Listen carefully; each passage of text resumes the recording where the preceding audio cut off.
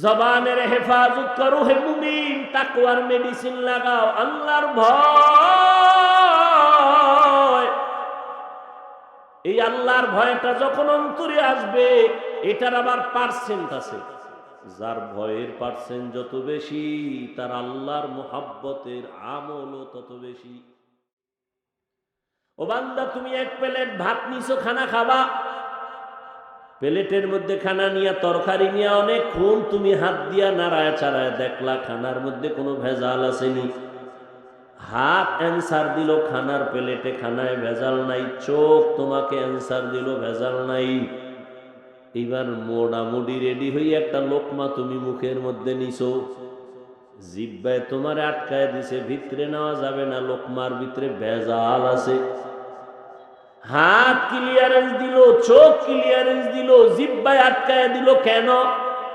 জিহ্বায় তোমারে বলতেছে লোকমাটা বের কর। এই লোকমার মধ্যে ভেজাল হলো চিকন একটা চুল আছে, চিকন চুল, এ লোকমা ভেতরে নেওয়া যাবে না।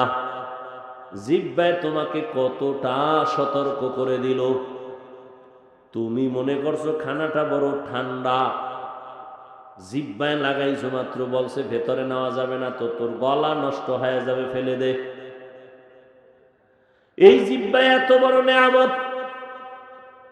আমি মানুষ নাকি অন্য কিছু? আমার জবান আমাকে পরিচয় দিল। আমি একজন আলেম নাকি কিছু? আমাকে জবান পরিচয় দিল। হাত আমারে পরিচয় দেয় না আমি ভালো মানুষ না খারাপ মানুষ। তুমি ভালো না খারাপ জবান পরিচয় দেয়, হাত পরিচয় দেয় না। এই জবান আল্লাহর বড় নিয়ামত, শুকর আদায় করো। কেমনে শুকর আদায় করবা? জিহ্বাটা দিয়া সব সময় তেলাওয়াত, জিকির, দরুদ, ইস্তিগফারের আমল করো। এবার আসেন, জিহ্বা বড় একটা অস্ত্রের নাম। বুঝার চেষ্টা করি কেমন অস্ত্র। বলে এটা বেলেটের মতো, চারদিকে ধার, ডানেও কাটে, বামেও কাটে, সামনেও কাটে, পেছনেও কাটে, বেলেটের মতো। বলে কেমন?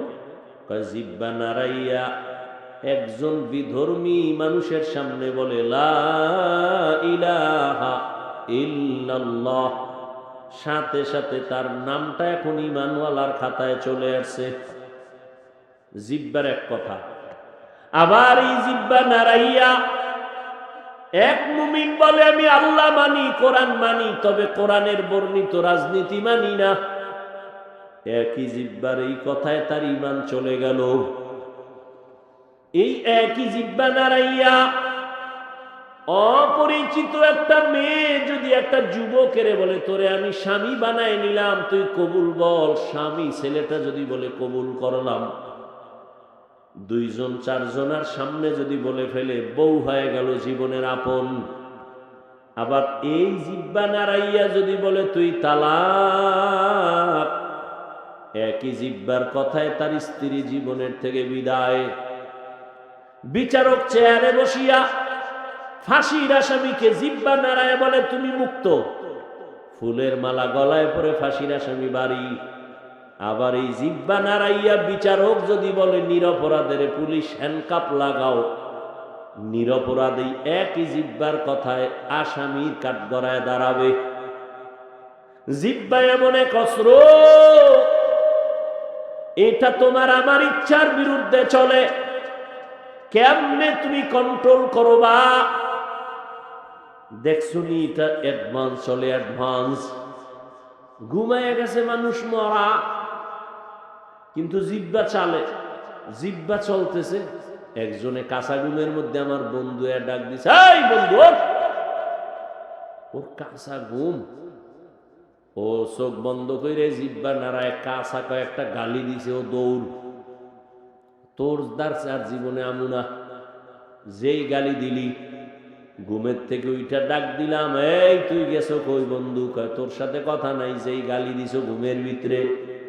না না না, তো আমি গালি দি নাই। হ্যাঁ, রেকর্ড করলে তুই টের পাইতি কি পরিমাণ গালি দিয়েছ। আল্লাহর কসম, ঘুমের মধ্যে জিহ্বা কি বলছে আমি জানি না। তাহলে জিহ্বাটা আপনার আমার কন্ট্রোলের বাইরে। হাত যদি অন্যায় করে বেঁধে রাখো, কন্ট্রোল হয়ে যাবে, অন্যায় করবে না। চোখ যদি খারাপ কিছু দেখে, নেকাপ লাগাও, কালো আয়না লাগাও, দেখবে না। পা যদি অন্যায় করে, পায়ের মধ্যে রশি লাগায় বেঁধে দাও, অন্যায় করবে না। কান যদি অন্যায় কিছু শুনে পট্টি লাগায় দাও, অন্যায় আওয়াজ আসবে না।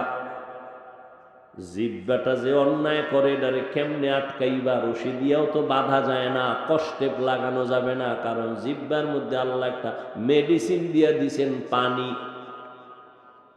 এটা আবার কত বড় নিয়ামত! অল টাইম জিহ্বায় যদি পানি না থাকে, মানুষ মরণাপন্ন হয়ে যায়। কারো মুখ শুকায় গেলে ডাক্তারের কাছে দৌড়ায়, আমার পাগলের মতো হয়ে গেছি, জিহ্বা শুকায় যায় কেন?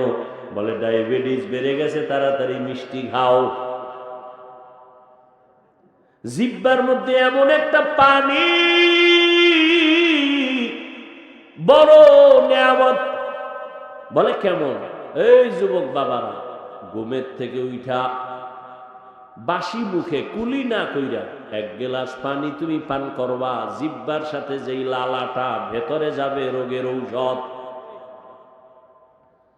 কুলি করবা না, বাসি মুখে কুলি ছাড়া পানিটা পান করবা, খালি পেটে ঘুমের থেকে উঠাই মুখের ভেতরে জিহ্বার লালা সহ ভেতরে যাবে, পেটের ঔষধ।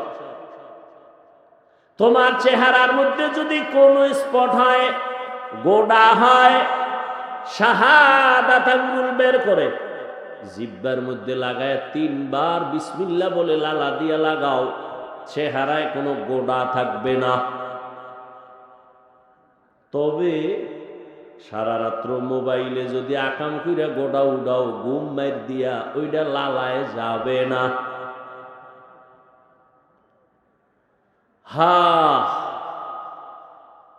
যুবকেরা বাঁচতে চায় বেশি, কিন্তু মেশিন যা নিয়ে ঘুরে, দ্রুত মরার মেশিন। আমার কাছে খুব কষ্ট লাগে, বাঁচতে চায় বেশি, কিন্তু মেশিন লয়ে ঘুরে মরার, দ্রুত মরতে পারে। কারণ এই মোবাইল কিডনি দুর্বল করে, হার্ট দুর্বল করে, ব্রেন দুর্বল করে, চোখের পাওয়ার নষ্ট করে এই মোবাইল, কানের পাওয়ার নষ্ট করে। চরিত্র তো নাই, লেখাপড়া নাই, মা বাবার সাথে ভালো আচরণ নাই। যুবকেরা এই মরণ ফাঁদ লইয়া লইয়া পকেটে ঘুরে, কাছে লইয়া ঘুমায়। যুবকদের আর একটা মরণ ফাঁদ হলো বাইক। কি বাইক কয় নি এলাকায়? কি কয়? Motor cycle. এটার উপর উঠলেই শরীর গরম, শীত নাই, গরম, আগুন বাইর। আর এক জায়গায় গিয়ে ধাম করে পইরা যা, একদিকে হুন্ডা থাকে আর একদিকে পইরা, রক্তক্ষরণ নাই, জায়গায় শেষ। নামাজ রোজা নাই, মাওলায় হেফাজত করবে তো বান্দার কিছু আমলের দরকার। রসুল শিখাই দিছেন, ঘর থেকে বের হলে এই দোয়া পড়ো। গাড়িতে উঠছো, বিমানে উঠছো, 5টা সূরা পড়ো। কুল ইয়া আইয়ুহাল কাফিরুন ইযা জাআ নাসরুল্লাহ, কুল হুয়াল্লাহু আহাদ, কুল আউযু বিরাব্বিল ফালাক, কুল আউযু বিরাব্বিন নাস। সাথে সাথে আল্লাহ একদল ফেরেশতা তোমার পাহারাদার বানায় দিবে। দুনিয়ার সব বিপদে পড়লেও তোমাকে আল্লাহ হেফাজত করবেন এই আমলের বরকত। তুমি উঠেই বিড়ি টানা শুরু করো, ঘর থেকে বেরি হয় একটা আগুন লইয়া। কি বাপ! বিড়ি মুখে দিলে কি ভাব জানে? কঠিন ভাব। অথচ ওই বিড়ি সাদা কাপড়ে ধোঁয়াটা মারো, দেখো কেমন, তোমার কলিজা এর থেকে আরো খারাপ। এর উপরেরটা যারা টানে, মদ পান করে, গাঞ্জা খায়, এটি তো ক্যান্সারে মরবে নাকি এমনে মরবে, এত সোজা। একটা মানুষও শান্তিতে মরে না এই যারা এই নাপাক খায়, নাপাক। আল্লাহ সব ভাইকে হেদায়াত দান করুন। তো জবানটাকে কন্ট্রোল কেমনে করি? হাত আটকায় রাখা যায়, পা আটকায় রাখা যায়, কান আটকানো যায়, চোখ আটকানো যায়, জিহ্বাটারে আটকানো যায় না, কষ্টে লাগানো যায় না। জবানটারে কেমনে হেফাজত করব, কন্ট্রোল করব? আল্লাহ কয়, রে গোলাম, এটা কন্ট্রোল করার মতো তোমার হাতে কোনো পাওয়ার নাই। আমি আল্লাহ দয়া করে একটা মেডিসিন দিলাম, এটা ব্যবহার করো, জিহ্বা কন্ট্রোল হয়ে যাবে। ওই মেডিসিনের নাম হলো তাকওয়া। হরকে দারত খৌফে হকদার দিল মদম জন্নতুল মাওয়া দেহদ ও রামকা। জবানের কন্ট্রোল করো রে মুমিন। আল্লাহর ভয় তাকওয়া বড় দামি এক সম্পদ। এই তাকওয়া মায়ের গর্ভ থেকে পাওয়া যায় না। এই তাকওয়া আল্লাহর ভয় অন্যের থেকে নিতে হয়। অন্য বলতে কারা? লিকুল্লি শাইইন মা'দিনুন ওয়া মা'দিনুত তাকওয়া কুলুবুল আরিফিন। প্রত্যেকটা ভালো জিনিসের গোডাউন আছে, তাকওয়ার গোডাউন হলো আল্লাহর প্রিয় বান্দাদের কলব। আল্লাহর কিছু বিশেষ বান্দা আছে জমিনে, এরা আল্লাহর মোহাব্বতের বান্দা।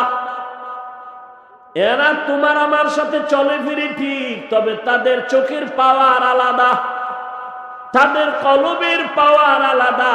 তারা যদি তীক্ষ্ণ নজরে কারো দিকে ভালো দৃষ্টি দেয়, তাদের কলবে পাওয়ার বেড়ে যায়। ওই যে মোবাইলে চার্জ লাগে, পাওয়ার হাউসে তুমি চার্জার ঢুকাও। এ জমিনে আল্লাহর মোহাব্বতের বান্দা অন্য মানুষের জন্য কষ্টি পাথর, পাওয়ার হাউস। ওখানে নজর লাগাও তো তোমার কলবে পাওয়ার চলে আসবে। ওই পাওয়ারের নাম কোরআন বলে ফুরকান, হাদিস বলে ওই পাওয়ারের নাম ফেরাসাত। ইয়া আইয়ুহাল্লাযীনা আমানু ইন তাত্তাকুল্লাহা ইয়াজআল লাকুম ফুরকানা। হাদিস এই পাওয়ারকে বলে ফেরাসাত। قال رسول الله صلى الله عليه وآله وسلم اتقوا فراسة المؤمن فإنه ينظر بنور الله। এই পাওয়ার আর আল্লাহর ভয় যখন অন্তরে আসবে, তখন বান্দা স্কুলে পড়লেও নামাজ ছাড়বে না। এই তাকওয়া নামক পাওয়ার যদি তোমার অন্তরে আসে, এখন তোমার নামাজ পড়তে ভালো লাগে না, তখন তোমার নামাজ না পড়লে ভালো লাগবে না।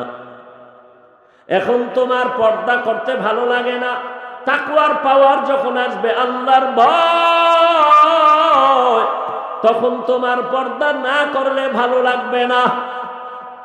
এখন আমি টুপি ছাড়ি না, তুমি টুপি পরো না। আমি নামাজ না পড়লে লজ্জা লাগে, তুমি পড়তে গেলে লজ্জা লাগে। আসলে মেডিসিন তাকওয়ার ভয়, আল্লাহর ভয় নাই। এই আল্লাহর ভয়টা অন্তরে জমা করার জন্য আল্লাহর ওলি যারা, পীর আউলিয়া যারা, খাঁটি আল্লাহওয়ালা, তাহাজ্জুদওয়ালা, তাদের নজর লাগাও। তাদের নজরের মধ্যে পাওয়ার আছে। আরে একটা গাঞ্জাখোরের নজরেও তো পাওয়ার আছে। একটা বেআমল গাঞ্জাখোর একটা দুধের বাচ্চার দিয়ে তাকায় নজর দিছে, তো বাচ্চা অসুস্থ হয়ে গেছে। মুরব্বীরা কয় বদ নজর লাগছে, শুকায় যাইতেছে, খায় না, বদ নজর। আপনাদের এলাকায় দেখবেন মাঝে মাঝে কদু গাছ লাগায়, কদু গাছ। ওই কদু গাছের ফাঁকে গাছের মধ্যে আবার জুতাও টানায়, জুতা। কেন? বলে জুতার বরকতে কদু অনেক বড় হবে। জুতা একটা বরকতের জিনিস, নমরুদের গানে লাগছে। সম্মানিত দর্শক, আসসালামু আলাইকুম। আশা করছি আপনারা ভালো আছেন। ভিডিওটা দেখে ভালো লাগলে একটা শেয়ার, একটা লাইক, একটা কমেন্ট করবেন এবং আমাদের চ্যানেলটি সাবস্ক্রাইব করে আমাদের পাশে থাকবেন। আসসালামু আলাইকুম রহমতুল্লাহি ওয়া বারাকাতুহু।